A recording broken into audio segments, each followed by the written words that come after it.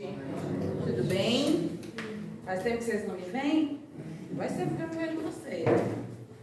Alguns rostinhos, né? Alguns eu vi há pouco tempo. É um prazer, então, mais uma vez estar aqui com vocês, falando do Evangelho, falando dessa doutrina que tanto nos liberta das amarras de nós mesmos, né? Dos nossos próprios erros, das nossas próprias preocupações. E hoje, então, estamos dentro do Setembro Amarelo, não tem como não falar de vida. Nós precisamos falar de vida em Setembro Amarelo, né? Mas como é que estão as nossas vidas? Eu trouxe aí um barco num ar assim um pouco conturbado, né? Assim? Tá conturbado ou não? Eu tô saindo um pouco fora do foco, eu vou ter que ir mexendo ali. Tá tranquilo? Então, a minha pergunta para vocês é: nós estamos em dias conturbados, agitados e violentos? O que vocês acham? Então, nosso barco está realmente nesse mar revolto. Então, trago as informações que toda semana vocês devem escutar. Estamos em plena transição planetária, né? E quando o caldeirão está fervendo, o que acontece no que está embaixo do caldeirão? A sujeira ou tudo que está embaixo vai e precisa subir. Por isso nós estamos em dias, vamos dizer assim, complicados, tá? Mas esse complicado são os dias, são as pessoas, é o planeta. Como é que é? Quem que está conturbado? Quem que está conturbado? São os dias que estão conturbados? Porque afinal de contas a natureza faz o ciclo dela completo, não faz?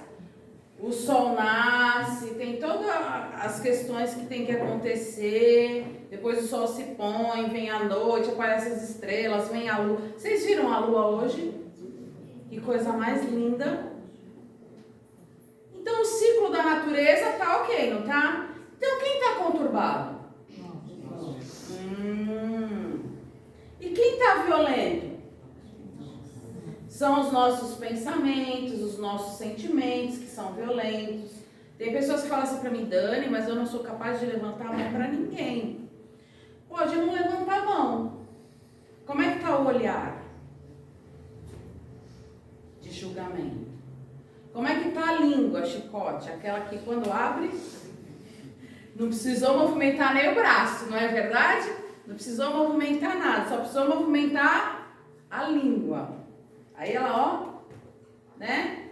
E quem anda agitado? Somos nós, né? Diante aí da grande transição planetária que a gente está vivenciando, a nossa grande última oportunidade de estarmos no planeta de provas e expiações, caminhando com um pezinho quase lá no planeta regenerado, se é que nós teremos esse merecimento de estar num planeta regenerado, né? Então, precisa haver a crise em nós, porque nós estamos na era do Espírito. Se eu não olhar para dentro e ver o que está errado, me agitar, me conturbar, não vai ser feito o trabalho. Ou vai? Se eu continuar acomodado lá do jeito que as coisas são, síndrome de Gabriela, conhecem? Eu nasci assim, eu cresci assim, vou ser sempre assim. Será que a gente renasceu para isso? Não. A gente renasceu justamente para olhar para dentro, ver o que está errado e mudar, abrir as asas e falar assim: agora é uma nova era, sou uma nova pessoa. Será que a gente tem feito isso? Mesmo sabendo que a gente está num planeta, né, assim, em transição planetária, ou será que a gente tem olhado ao nosso redor e visto que as coisas não estão do jeito que eu gosto? A gente anda muito insatisfeito. E aí quando a gente fala de Setembro Amarelo, não tem como não lembrar das crianças, não lembrar dos jovens, não lembrar dos idosos, e cuidar de nós mesmos. Para onde a gente olha, a gente vê olhar insatisfeito. Porque essa grande questão de olhar para dentro incomoda. Incomoda não? Sim ou não? Incomoda olhar para dentro? Incomoda se olhar no espelho? Porque a gente vai ver coisas que a gente não gosta. Sabe aquele dedo que aponta para o outro? Aí eu vou olhar no espelho e vou ver que o mesmo dedo que aponta para o outro também tem as mesmas coisas. Também tem os mesmos defeitos. Que eu não sou tão dono da verdade assim. Não é assim? Por isso que incomoda. Mas é bom esse incômodo? Sim ou não? É ótimo. Esse incômodo é ótimo. E está mostrando para você que está na hora de mudar. Tá? Então hoje nós vamos falar do Setembro Amarelo focados num verbo. Num verbo que a gente não está conjugando muito bem ultimamente. Considerando o que a gente tem visto, o que a gente tem vivenciado, principalmente entre as crianças e os jovens, né? Eu gosto de trazer dados porque eu acho que os dados são muito importantes. Quando a doutrina já falava, há muito tempo atrás, lá nos livros, Kardec questionando, conversando com os espíritos, falando de transição planetária, e eles falando das características do período de transição planetária. E quando a gente entra no Setembro Amarelo, com uma importância tão grande que a gente tem esse foco, e não é só em setembro, porque a gente vai ter que começar a vivenciar algumas questões mais difíceis, os dias vão ficar mais agitados, mais conturbados e mais violentos. Porque muitas coisas vão chegar nos nossos lares. E aí vai mexer mais ainda com o que já estava mais ou menos. Que são as questões de vivência, as questões de família, as questões que a gente não está dando conta. E aí quando os espíritos falam para Kardec lá, está lá registrado em Obras Póstumas, que uma das características do pico de transição seria o suicídio, e principalmente entre as crianças, e isso tem se mostrado nesse período agora, com muita intensidade, principalmente na nossa cidade, em várias cidades, no mundo todo. A Organização Mundial de Saúde já traz os dados que o suicídio infantil está entre 5 e 14 anos. E aí quando a gente pensa, Dani, por que uma criança de 5 anos pensa em se matar? Tem 5 anos? Lindo. Não dá ideia. E aí você fala assim, por quê? E quando a gente olha para dentro, a gente vê tantas questões dentro de nós, não vê?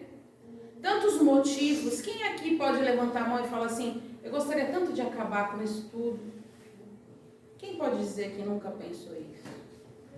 Que nunca pensou assim, ai, como eu queria que fosse tudo diferente. Vamos mudar isso tudo? Vamos fazer diferente? Vou acabar com isso agora. Quem nunca pensou? Quem pode falar que nunca vai pensar? E aí, Divaldo traz os dados que em 2025 e 2026 a maior causa morte do mundo será o suicídio. Está longe de nós? Se a maior causa morte do mundo vai ser o suicídio, será que vai chegar na minha casa? Vou mudar a pergunta. Pode chegar na minha casa? Pode. Eu quero que chegue na minha casa? Então eu preciso cuidar, não preciso? Então vamos falar de um verbo esquecido e que a gente não gosta de fazer. Quem é que gosta de esperar? Fala assim, espera aí um pouquinho. Quem gosta de escutar isso? Fala para uma criança de 3 anos, espera um pouquinho. E o que tem acontecido? Fala para um jovem de 14 anos, espera. Fala para um adulto, assim mais ou menos da nossa faixa etária. Espera um pouquinho. O que a gente faz?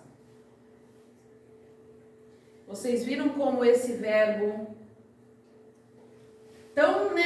necessário na nossa vida, porque se a gente considerar que nós já tivemos muitas vidas, somos espíritas, sim ou não? Então já tivemos muitas vidas. O que é esperar alguns anos? Perto dos anos que a gente já vivenciou e do que a gente ainda tem para vivenciar nas próximas reencarnações. A gente está muito imediatista. A tecnologia veio para nos auxiliar, nos auxilia, mas também nos causa alguns transtornos, sim ou não? E o verbo esperar é um dos verbos que a gente não quer mais praticar. Só que será que o verbo esperar tem significado na nossa vida? Tem? Tem. Muito significado. E precisa ter esse significado. Principalmente para as crianças. As crianças precisam saber esperar. E a gente não está dando essa condição para eles. Porque se a gente não quer, não gosta, não faz, a gente dá exemplo. Agora, solta um celular na mão de uma criança. Tira. E fala assim, espera um minutinho que eu tenho que responder uma pergunta. Uma questão. O que acontece? Se ela não te bater. Precisamos cuidar desse verbo. Então vamos ver o que esse verbo quer dizer. Será que o verbo esperar tem alguma coisa a ver com a esperança? O que vocês acham? Tem ou não tem? Saber esperar é um ato de exatamente. Então, o verbo da esperança é o verbo esperar. A ação de esperar é esperança. Quem espera sempre, por quê? Porque teve a esperança. Entende como é importante esse verbo saber, né? Usar o verbo esperar. E aí o que é esperança então? É uma crença emocional na possibilidade de ter resultado sempre positivo. Se for esperar algo negativo, não é esperança. E quando eu espero algo negativo, o esperar vai ser como? Tá? Então, sempre relacionado a eventos, a circunstâncias da vida pessoal. Está relacionado a uma expectativa positiva, ao ato de confiança em algo ou alguém. E o dicionário é incrível, porque ele tem muito a ver. Se vocês tiverem sempre dúvida das palavras, principalmente na doutrina, busquem no dicionário, porque eles estão sempre ali, ó. É uma das 3 virtudes cristãs: fé, esperança e caridade. As 3 não andam sozinhas. Quem tem fé tem esperança, sim ou não? Quem tem fé sabe esperar? Sim. Então não é fé. Então não é fé. Então olha o cuidado que a gente tem que ter. É muito fácil falar que tem fé. A gente, olha, como que testa uma pessoa para ver se ela tem fé ou não? Vocês sabem? Sabem como é que testa? Põe ela para esperar. Deus fez uma coisa mais legal. Deu testemunho, provas e expiações. É ali, nas provas e nas expiações, que é o teu termômetro para dizer se você realmente é uma pessoa de fé. Sabe esperar, tem esperança. Olha só que interessante. Quem aqui quer um testemunho? Alguém gosta de testemunho? Testemunhar a sua própria prova e a sua expiação? Todo mundo acha que testemunho é alguém falando de algo. Mas testemunho é aquilo que tu vivencia na dor, na pele. naquela prova, naquela expiação que tu vê, tu acha que não tem saída. Exatamente. E se eu não souber esperar e tiver esperança, vai dar para ficar de pé? Então, são as 3 virtudes que andam juntas. Quem tem esperança é caridoso. Tá? E ela sempre é consoladora. É muito fácil dizer que tem fé, né? A gente só sabe se a gente realmente é uma pessoa de fé quando a gente passa pela prova e pela expiação, tá? A saúde e a qualidade de vida das pessoas estão sempre relacionadas a muitos fatores. Aqui são informações interessantes, tá? Sempre hereditários, genéticos, alimentares, sedentarismo, fatores ambientais e hábitos. Tudo isso resume quem você é, como você vive, tá? Mas estudos comprovam que os fatores emocionais também têm um papel fundamental na vida dos indivíduos. Então não importa só o meu hábito alimentar, se eu faço atividade física, questões genéticas, não é só isso que importa? Não. Existe a cereja do bolo. Porque eu posso, o que está lá em cima pode estar tudo bem, mas se as questões emocionais não estiverem bem, a cereja do bolo não vai existir. Não vai ter. Tá? Assim vemos que aqueles que têm um caráter pessimista e desesperançado estão mais propensos ao... Tem aumentado o número de infartos? Não estamos sabendo usar o verbo esperar. Tá?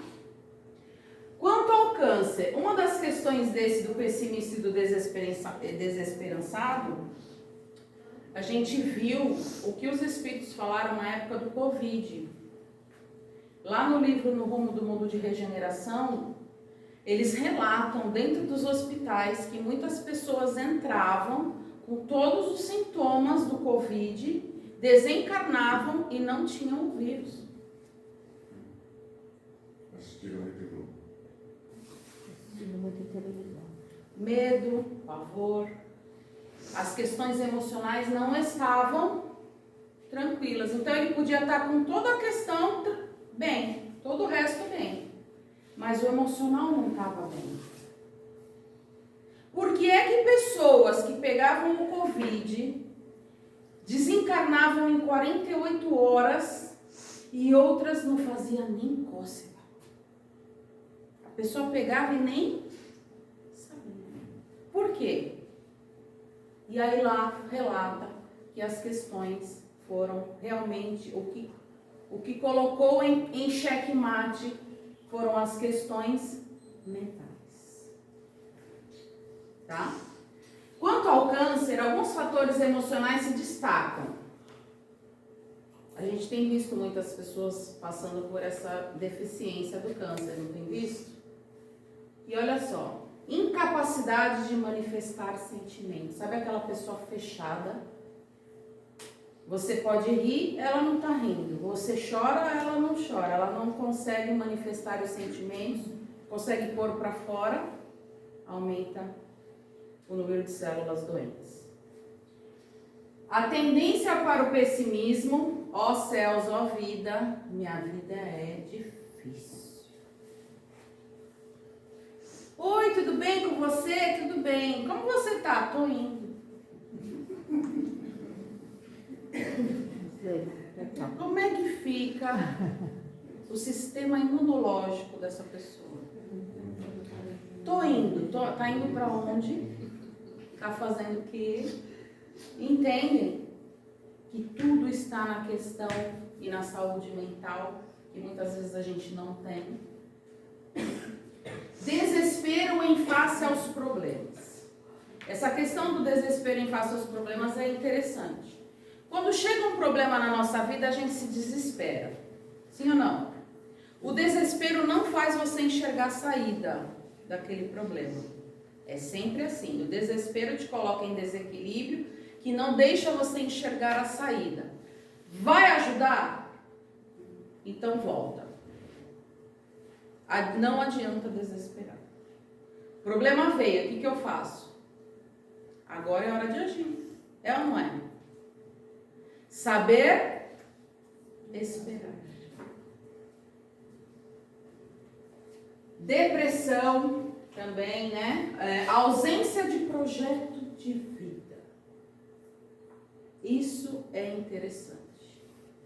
Em tempos tão tecnológicos, quando a gente faz a entrevista com algumas pessoas, eu trabalho muito com jovens e famílias, e aí você vê que as pessoas estão sem projeto de vida, sem perspectiva, sem olhar para o amanhã, porque não quer esperar.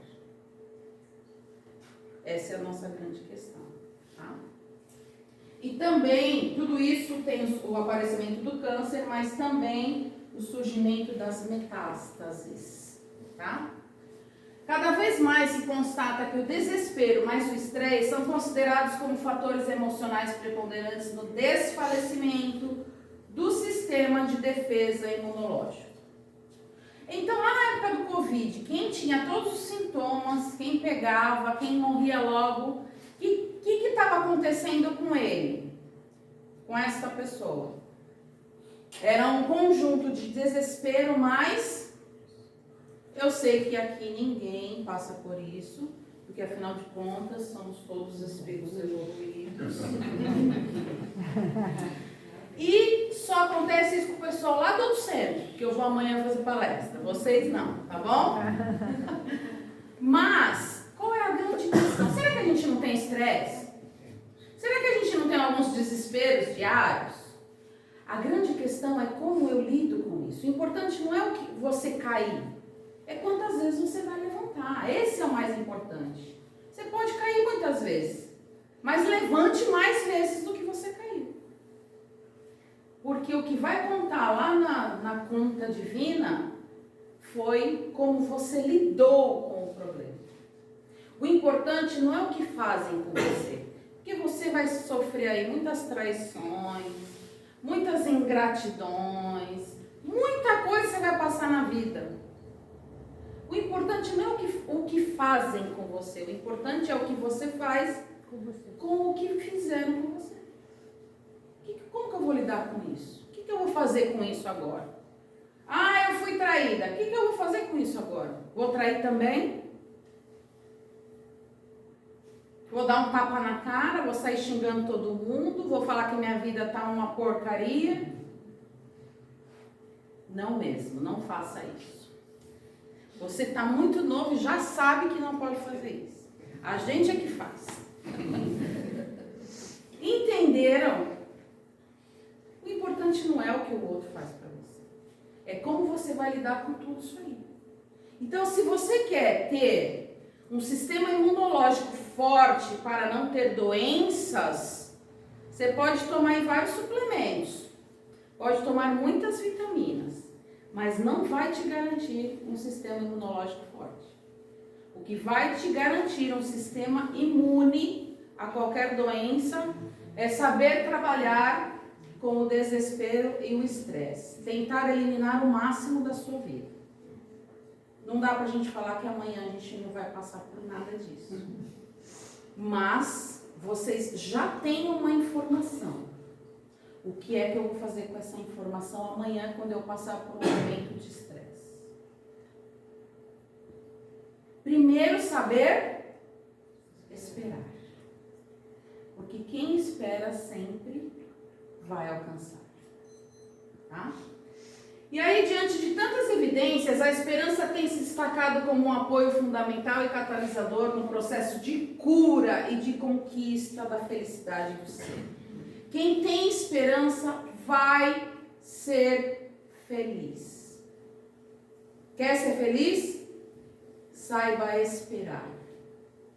Haja com esperança, porque você vai chegar lá. Todos nós estamos fadados a isso. Do átomo ao arcanjo é um caminho que a gente está percorrendo. A gente já esteve em átomo, de uma outra forma. Passamos por vários reinos. Hoje estamos homens e mulheres.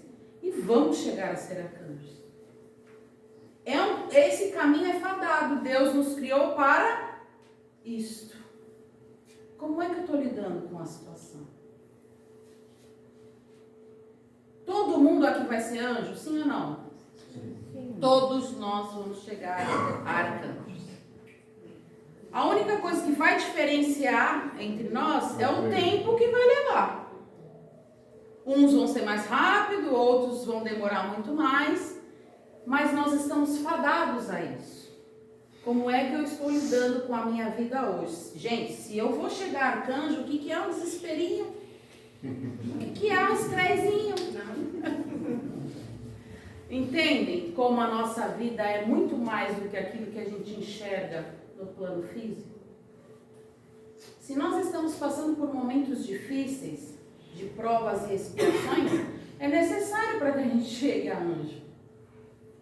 É só um processo seletivo.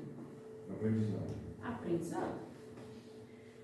Hoje a esperança é considerada como uma eficaz terapia no tratamento contra a depressão e outras doenças do corpo físico. Eu poderia aqui trazer inúmeros casos de pessoas que tinham doenças terminais e por causa da esperança eliminaram a doença. Vocês conhecem casos, sabem de casos. Tem algumas pessoas aqui que já vivenciaram. Mas a gente sabe de tudo isso, né? A gente só não sabe esperar. A esperança é um remédio eficaz para suportar. O que é suportar? Dar suporte. Tá? O sofrimento, enfrentar a dor e encarar a morte com serenidade. Nós espíritas já deveríamos encarar a morte com serenidade. Porque, afinal de contas, ninguém morre. Quem possui esperança tem força para superar qualquer situação e cria condições favoráveis para construir uma vida feliz e saudável. Para eu ser feliz e ter saúde ao mesmo tempo, eu preciso saber esperar e ter esperança. Mas, gente, esperar não é cruzar os braços. Esperar é saber que aquela situação vai mudar, mas eu tenho que fazer a minha parte. Então, esperar não é algo inerte, que vai te deixar ali parado, sentado, esperando alguma coisa. Não, eu preciso esperar que aquela situação mude, mas trabalhando, fazendo a minha parte, cuidando do ser espiritual que eu sou. Exatamente. E aí a grande questão do desfecho vai ser o quê? Uma vida feliz e saudável. Tá? Esperar, então, é esperança, e esperança é uma crença emocional na possibilidade sempre de resultados positivos. Sempre espere que Deus é por você, porque Deus é por nós. Será que um pai gostaria de ver um filho sofrer? Mas ele faz escolhas, não faz? Nós fazemos as escolhas. Mas Deus não quer ver ninguém sofrendo. Esperança, então, requer uma certa perseverança, acreditar que algo é possível mesmo quando há indicações do... Sabe aquele 1% de esperança? Que muitas vezes a gente fala assim, só 1%? Não, é muito 1%, gente. É muito. Porque se há 1%, há chance. Há grande chance de tudo virar. Tá? O sentido de crença deste sentimento o aproxima muito dos significados atribuídos a fé. Quem tem fé tem esperança. E quem tem esperança é uma pessoa caridosa. Nunca esqueçam disso. Não dá para falar que é caridoso se não tem esperança e não tem fé. Tá? E a gente só sabe se a gente tem fé e o tamanho dela quando a gente passa pelas provas e pelas expiações, tá? E aí? Quem está esperando a gente? Jesus, nestes dias de inquietação e desassossego, é a esperança que domina os espíritos e a paz que penetra neste período de transição planetária, no qual a gente está vivenciando muitas dificuldades, muitas complicações, o fato da gente ter que olhar para dentro e enxergar o que a gente não gosta, se não tiver com Jesus, não vai dar, não vai conseguir. Sem Jesus não há como esperar. Sem Jesus não dá para ter esperança. E sem Jesus não dá para ser caridoso. Nunca esqueçam disso. Por que é que uma criança de 5 anos tira a própria vida? Porque ela não tem esperança no dia de amanhã. É dolorido isso, não é? Você já apresentou Jesus para o seu filho, para o seu neto, para o seu vizinho, para o seu sobrinho. Sem ele, não vai dar nesse período de transição planetária. Porque ele é a luz do mundo, né? Quem o segue não anda em trevas, mas terá a luz da vida. Porque ele quer. E ele torce por nós a cada instante. Jesus está ali, ó. Vai por aqui, vai por ali. E a gente nem... Mas Jesus não desistiu de você. Jesus acredita que você pode ser cada dia melhor. O que a gente precisa mais? Saber esperar. Que Jesus nos dê força e coragem para enfrentarmos a nós mesmos nessa grande transição planetária. Uma boa noite a todos.